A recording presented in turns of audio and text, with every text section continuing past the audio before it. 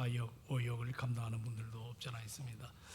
주의 위로와 주의 그 사랑이 여러분 가운데 충만하기를 주의 이름으로 축원합니다. 우리 앞뒤로 좀 돌아보시고 우리 오늘 이게 표 한 번 더 우리가 반갑게 인사합시다. 열심을 품고 주를 섬깁시다 하고죠. 예, 열심을 품고 주를 섬깁시다. 고맙습니다. 오늘 우리는 교회 안에 아기 학교라는 새로운 예배를 시작합니다. 이 예배는 단순히 우리 교회 학교의 어떤 그 숫자가 줄어들었기 때문이 아닌 이것 때문에 시작하는 그런 하나의 프로그램이 결코 아닙니다.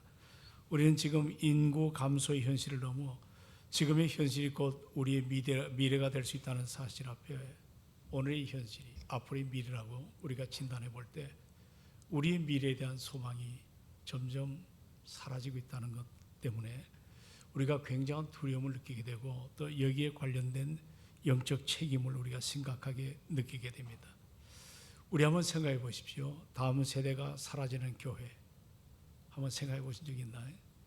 그리고 아이들의 울음소리가 끊어진 예배당, 신앙의 계승이 멈춘 공동체, 우리는 이것을 더 이상 교회라고 부르기가 참 어렵습니다.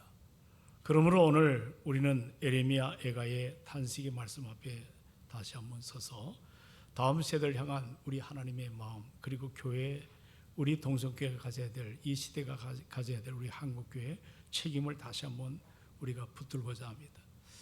우리가 함께 읽은 에레미야 애가는 이게 당시 그 바벨론에 의해서 예루살렘이 무너졌습니다. 그런 무너짐이라는 것은 눈을 뜨고 볼 수 없고 입을 열어 차마 말할 수 없는 정말 비극의 현장이 조국 이스라엘이 바벨론의 말발굽 아래 무너진 그런 현상입니다. 여기저기 참 모두가 힘이 들지만 어린아이들이 길바닥에 버려진 채로 그렇게 줄여가고 울부짖는 그 상황을 한번 생각해 보십시오. 성벽 불탔습니다. 성전 불탔습니다. 아이들은 길바닥에서 여기저기 굶어 쓰러지고 죽어가고 있습니다. 여기 선지자는 줄여서 혼절할 것 같은 어린 자녀들의 모습을 보며 이 시대의 비극, 이것이 도대체 어디까지 이르렀는지를 보여줍니다.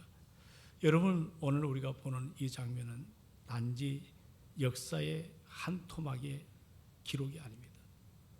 이것은 영적으로 무너진 시대 속에 가장 먼저 여러분들 상처받는 이런 여러 가지 모습을 바라보는데 그 중에도 아이들이라고 하는 이 사실을 우리에게 보여줍니다. 여러분, 전쟁의 책임은 누구의 책임이죠? 어른들의 책임이에요. 그런데 고통의 현장은 지금 누가 감당하고 있죠? 어린아이들이 길바닥에 혼미하게 쓰러져 있는. 오늘 우리의 현실도 그렇습니다. 물질 풍요로워졌습니다. 그러나 우리의 자녀들은 정서적으로 영적으로 지금 굶주리고 있죠. 가정은 해체되고 신앙은 전수되지 못하고 아이들은 하나님보다는 더 많은 시간을 어떻습니까? 스마트폰과 그리고 세상 가치관 속에 버무려져 가지고 그렇게 살아가고 있습니다. 여러분, 우리 교회 학교 숫자가 줄어드는 것은 이것은 단순한 통계가 아니라 다음 세대의 영적 생명, 그 호흡이 점점 희미해지고 있다고 하는 이런 하나의 경고의 시그널, 경고의 신호가 아니겠습니까? 여러분, 이제 화요일이면 초등학교가 입학식을 해요. 전국의 초등학교를 제가 살펴보니까 6,100군데입니다. 6,100군데. 그런데 이 초등학교 가운데 학생이 1명도 없이 학생이 없는 학교가 자그마치 198군데가 돼요. 이게 굉장히 심각한 숫자입니다. 6,100개 대한민국에 학교가 있는데 198군데. 그리고 좀 크게 넓혀서 생각하면 10명 미만의 그런 입학생을 받은 곳이 400군데입니다. 6,100군데의 초등학교 교회 가운데, 초등학교 가운데 이렇게 상당한 프로테지가 지금 학생들이 없다는 겁니다. 텅 빈 교실, 학교는 자꾸 축소되고 우리가 이런 현실을 우리 한국 사회가 지금 심각하게 인구 소멸 시대에 살아갈 때 이걸 지금 한국 교회가 이걸 어떻게 감당해야 되는지. 물론 정부가 뭐 여러 가지로 힘을 쓰겠지만 무엇보다도 다음 세대를 짊어질 한국 교회가 이 문제를 어떻게 감당을 해야 될 것인가. 오늘 본문의 에레미야 애가는 눈물의 선지자거든요. 이 사회 현상을 보고 울었어요. 통곡을 했어요. 어떤 무관심이 아니고 탄식으로, 비판이 아니라 눈물로 다음 세대를 바라보는. 왜 울어야 되죠? 여기 보시면 자녀의 생명, 따라합시다. 자녀의 생명이 하나님께 달려있기 때문이다. 잊지 마세요. 자녀의 생명이 누구에게 달려있다? 여기 보면 너의 마음을 주의 얼굴 앞에 물 쏟듯 하라는 말씀이 있습니다. 제가 이 쏟다고, 저는 주로 이제 뭐 목회자고 신학자가 되기 때문에 이 쏟다는 단어를 좀 언어 연구를 좀 해봅니다. 이 쏟다는 이 단어는 액체를 흘리는 것이 아니라 자기 영혼을 피처럼 쏟아내는 것을 그렇게 표현하고 있더라고요. 쏟다는 단어가. 자기 영혼을, 따라합시다. 내 영혼을 피처럼 쏟아낸다. 이렇게 해석을 하면 이 쏟는다는 의미가 얼마나 이게 무서운 단어인가. 마치 여러분의 자녀가 숨이 넘어가기 직전에 응급실 복도에서, 여기저기 응급실 요즘에 잘 안 받아주잖아요. 겨우 구했어요. 이 부모가 이제 바닥에 주저앉아서 심장을 쥐어짜는, 내 자식 살려야 되는데, 내 자식 회복이 돼야 되는데, 이런 비명 같은 기도가 쏟다는 단어 속에 담겨 있습니다. 여기에 여러분 도대체 세련된 미사여가 여기 무슨 소용이 있겠어요? 주여 주여, 비명 같은 탄식의 소리, 가슴을 치는 그 비명이 바로 주의 얼굴 앞에 마음을 물쏟듯 하는 그런 현장. 오늘 여러분, 오늘 자녀의 인생은 부모들이 그런 얘기합니다. 재력과 정보력, 어떤 교육 환경으로 결정되는, 이걸 많이 생각하지만 결코 그렇지 않습니다. 생명의 주관자이신 우리 하나님의 손에 달려있다는 것을 깨달아야 될 줄로 믿습니다. 부모가 하나님 앞에 서서 울 때 그 눈물은 우리의 그 자녀의 영혼을 적시는 생명수 아니겠습니까? 우리가 하나님 앞에 울면 하나님은 우리 자녀의 인생에서 다가와서 눈물을 닦아주세요. 오늘 정미숙 권사님 이름을 하나하나 불러가는데 우리 교회 아직도 아이를 낳지 않는 그 아이까지 반에 다 놓더라고요. 얼마나 섬세하게 준비를 하시는지. 여기 저분들이 저 직장 생활을 다 합니다. 그러나 짬짬이 시간을 짜내가지고 저 교육관 구석에 있는 아기 학교 방을 만드는데 우리 교인들 한번 보셔야 돼요. 그리고 기도하셔야 돼요. 아직도 저 현장을 한 번도 아직 안 봤다면 이 심각한 문제가 돼요. 보셔야 돼요. 그리고 축복하고, 그리고 이곳에서 새로워질 다음 세대를 향한 거룩한 믿음의 씨들이 성장하는 것을 우리가 축복하며 기도해야 될 줄로 믿습니다. 오늘 아기학교 예배가 여러분의 눈물병을 채우는 시간이 아니라 그 병을 하나님 앞에 온전히 깨트려내는 그런 시간이 되었으면 하는 마음이 여러분 간절합니다. 그리고 이제 이 아기학교를 그나마 우리가 늦었지만 시작하는 것 중에 하나 뭐냐면 기도의 골든타임을 놓치면 안 되겠다. 여러분 골든타임이 다 있잖아요. 심장마비 골든타임이 있습니다. 여러 가지 우리가 문제를 만날 때, 바다에 빠졌을 때, 오늘 제가 지금도 생생하게 기억하는데 우리 양수 권사님 남편이 김정 안수 집사입니다. 이분이 바다를 무척 좋아해요. 잠수를 많이 하다가 이 잠수병이 걸렸습니다. 을지로에 있는 국립의료원에 들어왔어요. 저는 그때 잠수병 환자를 넣는 인큐베이터 같은 그런 곳에 집사님이 들어가 계시는, 원로 목사님이 피눈물을 흘리면서 기도하십니다. 제가 부목 시절입니다. 골든 타임이 놓치면 죽습니다. 우리 인생에 다 골든 타임이 있습니다. 근데 여러분, 이 기도의 골든 타임이 뭔지 아세요? 아이들이 에드워드 영이라고 하는 교육학 박사가 있습니다. 이분이 진단할 때 5살 미만이 요즘 여러분의 표현으로 가소성이라고 하는 표현을 씁니다. 이 가소성이 가장 높은 시기라래요. 좀 어려운 말이죠. 이 가소성을 좀 쉽게 풀어본다면 변화될 수 있는 가능성의 시간이라래요. 자, 가소성이 뭐라고요? 예, 아이들이 변화될 수 있는 시간을 말해요. 그게 5살 미만입니다. 그 시간을 넘어서게 되면 안 변한대요. 에드워드 영 박사 이야기입니다. 교육학자입니다.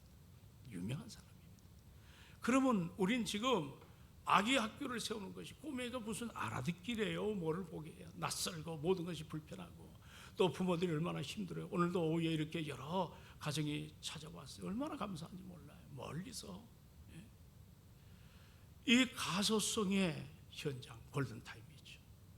이게 0세부터 만 4세. 어떻게 하든지 어릴 때 그들의 영혼 속에 하나님의 말씀이 잘 박힌 모처럼 저들의 부모와 자녀에게, 아이에게 잘 박힐 수 있도록 어떻게 보면 신앙의 기초를 놓아야 될 하나의 골든타임, 결정적인 시기가 바로 아기 학교입니다. 아멘 합시다. 아멘 합시다. 너무 중요한 겁니다. 우리가 그동안 이걸 간과했어요. 잊어버렸어요. 늦게나마 깨달은 거예요. 심각성을. 그래서 이제 늦었지만 시작을 하는 겁니다. 시작한다는 것은 희망이 있다는 것이고, 시작한다는 것은 이제 하나님의 열매를 바라본다는 것입니다. 그리고 오늘 여기에 에레미야가는 자, 손을 들었다 그랬어요. 자, 우리 한번 잘 읽어주셨는데 다 같이 한번 다시 19절을 봅니다. 자, 19절에 이 말씀 다 같이 다시 봅니다. 시작. 초저녁에 일어나 부르짖을지어다. 각 길 어귀에서 주려 기진한 내 어린 자녀의 생명을 위하여 주를 향하여, 자, 뭐를 들라? 예, 손을 들라고 했어요. 여러분, 손 든다는 것은 전적인 위탁을 말하지 않겠습니까? 우리 자녀의 인생은 내가 책임지지 못합니다. 정말 손 든다는 것은 내가 주님 앞에 나와서 항복하는 거거든요. 이 손을 든다는 의미는 영적으로 굉장히 중요합니다. 손을 든다.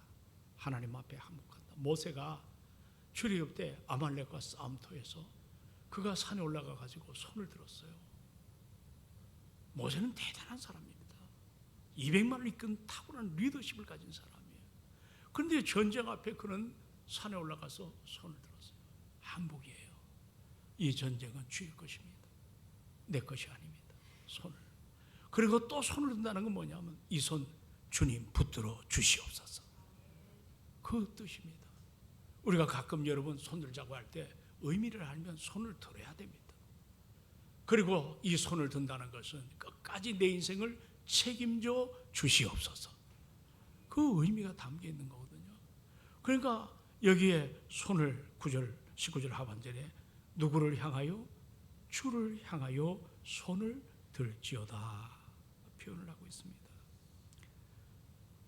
이 말은 한마디로 말하면 내 힘으로 이 아이를 바르게 키울 수가 없어요. 주님만이 이 아이의 주인 되십니다. 우리가 손을 여러분 들 때 하나님께서 우리의 참으로 사랑하는 자녀들의 손을 붙잡아 줄 줄로 믿습니다. 오늘 세상이 아이가 없으니까 귀하게 여기죠. 그래서 우리 부모들이 아이들의 손을 꼭 잡습니다. 왜냐하면 부모가 불안하거든요. 비교식도 해보고 여기저기 그러기 때문에 아이들의 어떤 것 사교육에 대한 관심이 점점 많아집니다. 물론이야 사교육이라는 것은 아이들의 지능 높여줄는지는 몰라도 인생의 폭풍 앞에서 자녀들을 지켜줄 영적인 근력, 영적인 맷집, 영적인 힘 만들어주지 못합니다. 본문은 말합니다. 주를 향하여 손을 들지어다. 아멘합시다. 손을 들지어다. 내 손으로 아이를 조정하려던 모든 통제권을 위탁하는 거예요. 누구 앞에? 하나님 앞에. 오늘 부모님들은 아이의 스펙을 위해서 손을 내밀지 모르겠지만 성경은 아이들의 생명을 위해서 손을 들라는 거예요. 우리가 학원 정보에 귀를 기울이는 시간이 절반만이라도, 그 시간의 절반만이라도 하나님 앞에 손을 들고 엎드릴 수만 있다면 우리 아이들의 인생이 분명히 달라질 줄로 믿습니다. 여러분, 이제 말씀을 정리하고 싶습니다. 아기 학교는 놀이터가 될 수가 있습니다. 그러나 그 놀이터 가운데 먼저 우리 부모들이 눈물을 뿌리는 그런 은혜의 현장이 되기를 소망합니다. 여러분의 눈물병에 담긴 그 기도가 훗날 아이들이 이제 여러분 고난의 광야를 지날 때 보석처럼 빛나는 신앙의 유산이 될 줄로 믿습니다. 너무 귀엽게 키우다 보니까 아이들이 맷집이 없어요. 대학을 졸업해서 조금만 문제 만나면 그냥 자지러지게 쓰러집니다. 옛날 우리 때는 여기 어르신들 어떻습니까? 정말 피눈물 나게 고난의 현장에서 우리의 가정을 세우기 위해서 우리의 삶을 더욱더 미래를 바라보며 노력했는데 요즘에 우리 젊은 사람들은 맷집이 없어요. 영적 맷집이. 앞으로는 더 심할 겁니다. 이 꼬맹이들에게 적어도 아기 학교를 통해서 영적인 맷집이 일어나는 그런 시간들이 되기를 소망합니다. 인구 감소라고 하는 현실 앞에 두려워 떨며 우리가 야, 이거 우리 교회 예배 시작하자. 그게 아니에요. 오늘의 이 시대의 위기 앞에서 다음 세대를 향한 하나님의 마음을 다시 붙들기 위해서 이 예배를 시작해야 될 줄로 믿습니다. 저는 분명히 믿어요. 교회에 부흥이 왜 안 되는가? 우리의 눈물이 마를 때 교회는 쇠퇴하게 됩니다. 자녀를 향한 탄식이 사라지기 시작할 때 신앙의 계승이라고 할까요? 멈춰집니다. 그러나 교회가 다시 자녀를 위해 울기 시작할 때 우리 하나님의 무너진 그 현장에서도 새로운 생명의 역사가 아름답게 일어나게 하시는 것을 믿으시기 바랍니다. 오늘 본문의 말씀처럼 주의 얼굴 앞에 우리 부족합니다. 하나님 동성교회 아기 학교 시작했어요. 물론 영유아부가 유치부가 사라져 버렸어요. 제가 그걸 보고 탄식을 했어요. 안목사 책임이다. 이걸 어떻게 감당해 들어가실까?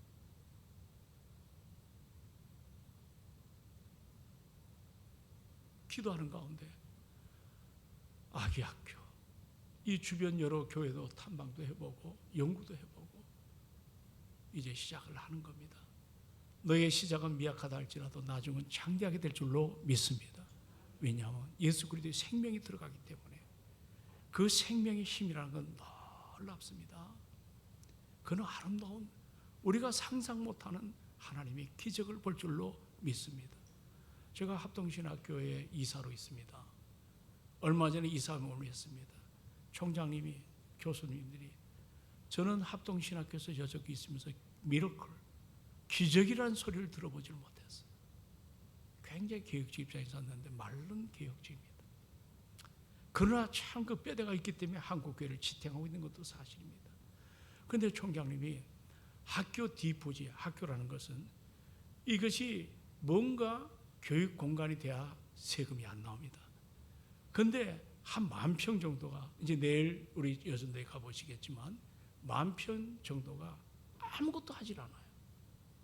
세금이 얼마나 나오는지 몰라요. 그래서 1년, 2년, 3년, 4년, 5년 해야 되니까 세금이 장난이 아닙니다. 그런데 어느 교회 장로님이 변호사신데 이거를 진단하더니 이거 세금을 좀 안 냈으면 좋겠다. 연구에 들어가서 어떻게 됐냐면 뒤에 10,000평이 가까운 땅을 이게 아무것도 안 하는 현장이 아니라 이것이 학교의 학생들이 여기서도 뭔가 배움의 교육의 현장이다. 이것만 입증이 되면 이제 그 우리가 냈던 세금을 도로 회수할 수 있는 이런 상황이 됐습니다. 근데 아무리 조사해도 없어요. 근데 한토막에 희망이 일어났어요. 그게 바로 뭐냐면 박윤선 박사의 무덤 내일 갑니다. 거기서 기도하려고 합니다. 박윤선 박사의 무덤이 있잖아요.